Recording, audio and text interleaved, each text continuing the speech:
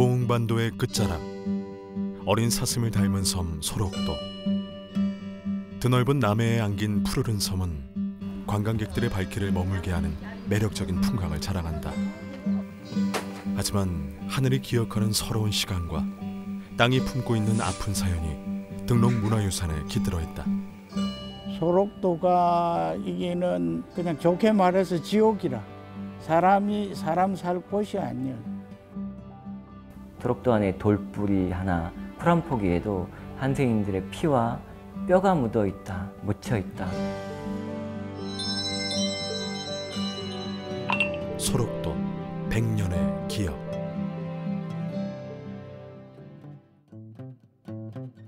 천형으로 낙인 찍힌 병.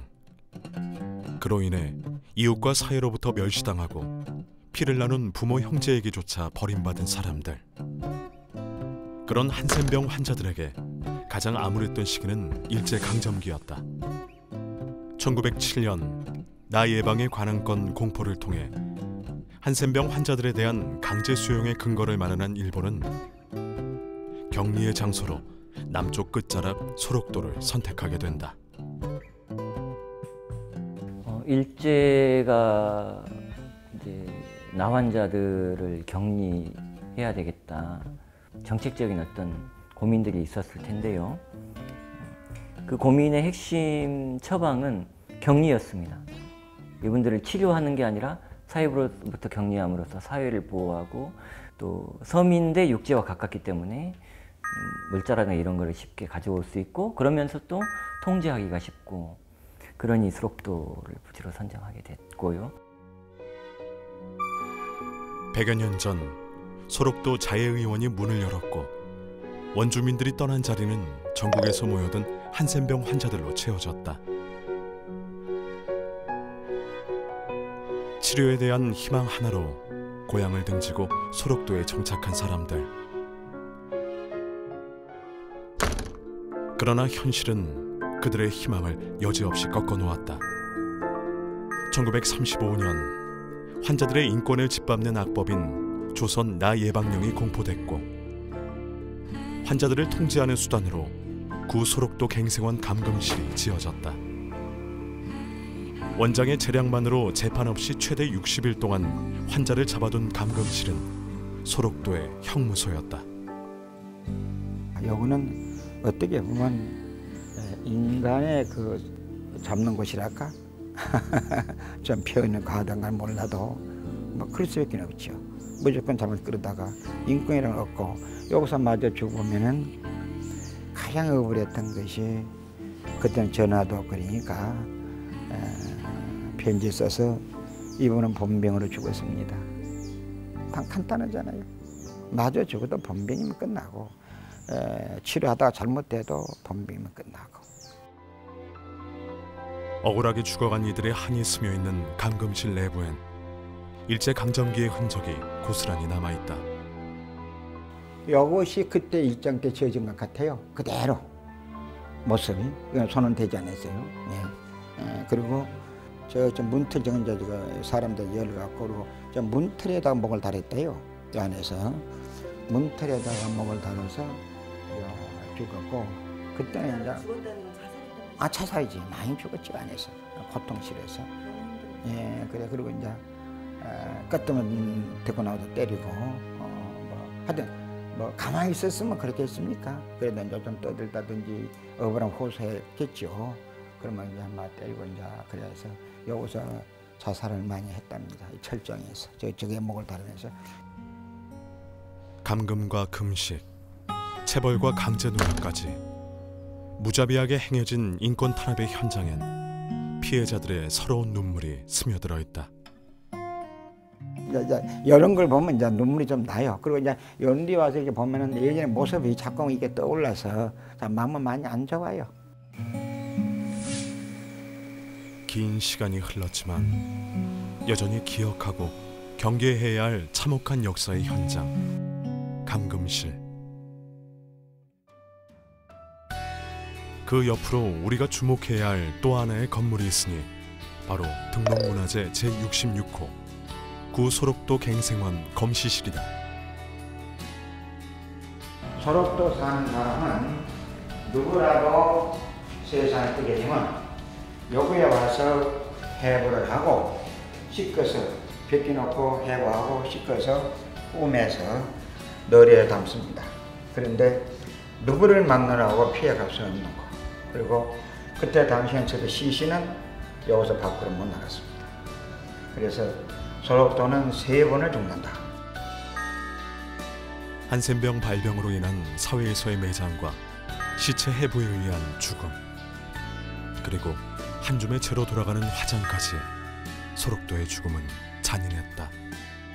뭐 죽는 배를 갖다 아무나 기르고 뛰고 했으니 그것이 사람을 그렇게 하는 것은 아무 것 없이 짐승같이 달았으니까 사람을 보고 했겠느냐. 그걸 수술할 때는 배를 가를 때는 짐승을 취급하지 않겠나. 소록도에는 환자와 다른 삶을 살았던 관리인의 지역이 있다. 등록문화재 제68호 사무본관 및 강당은 일제강점기 소록도 권력의 실체를 확인할 수 있는 건물이다.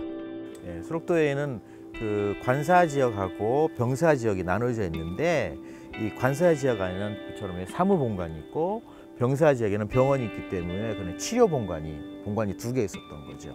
여기는 이제 병원의 행정적인 부분들을 역할을 했던 그런 곳입니다. 사무 공간의 내부는 또 다른 느낌을 준다.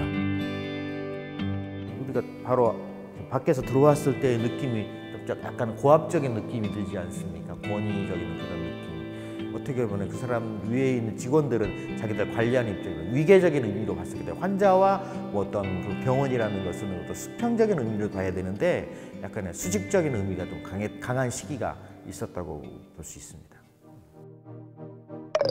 남해를 조망하는 언덕에 자리 잡고 있는 원장 관사. 일본인 원장들이 차례로 머물렀던 관사는 위압적인 규모를 자랑하며 일본식으로 잘 꾸며진 정원 또한 환자치대와 대비되는 모습이다. 건물의 모양을 봤을 때도 이게 지금 작은 규모가 아니지 않습니까? 예. 일본말로 이걸 야시키라고 표현하는데 집보다 상당히 큰 저택의 의미, 사무라이들이 살았던 그런 공간적인 의미로 좀 큰 공간이라고 볼 수가 있습니다. 어떻게 보면은 소록도의 권력의 제일 탑에 있는 그런 공간이라고 볼 수가 있겠죠. 일본인 원장 중 가장 악명 높았던 4대 원장 스오 마사스에 그는 소록도 자해의원을 세계 제1의 나요양소로 만들겠다는 야심을 품고 건물과 도로를 건설하는 토목공사에 환자들의 노동력을 착취했던 인물이다. 소록도 관광의 중심인 중앙공원. 관광객들의 시선을 끄는 울창한 나무 한 그루 한 그루마다 환자들의 피와 눈물이 맺혀 있다. 당신들 생명은 죽어도 좋은데 나무는 죽어서는 안 된다. 그러니까 결국은 우리는 나무와도 못한 사람.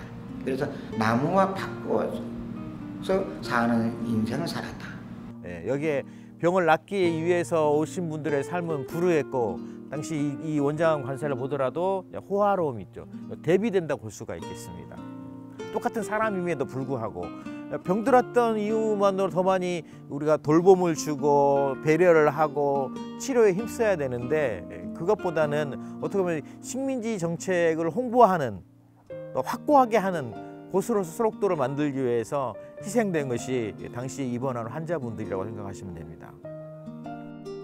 희망을 찾아왔으나 희생을 강요당하고 내일을 꿈꾸고 싶었지만 오늘의 고단함에 눈물 흘려야 했던 섬. 소록도는 그런 곳이었다.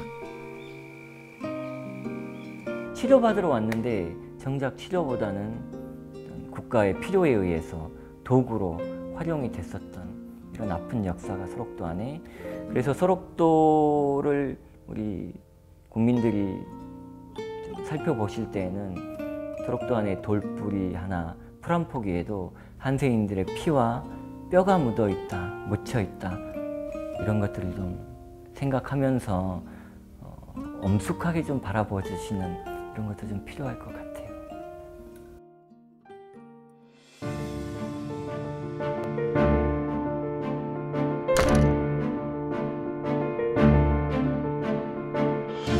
그거 해방을 됐었지. 우리 방에서도 간 사람이니까 나도 바꿔다 주고 그랬어.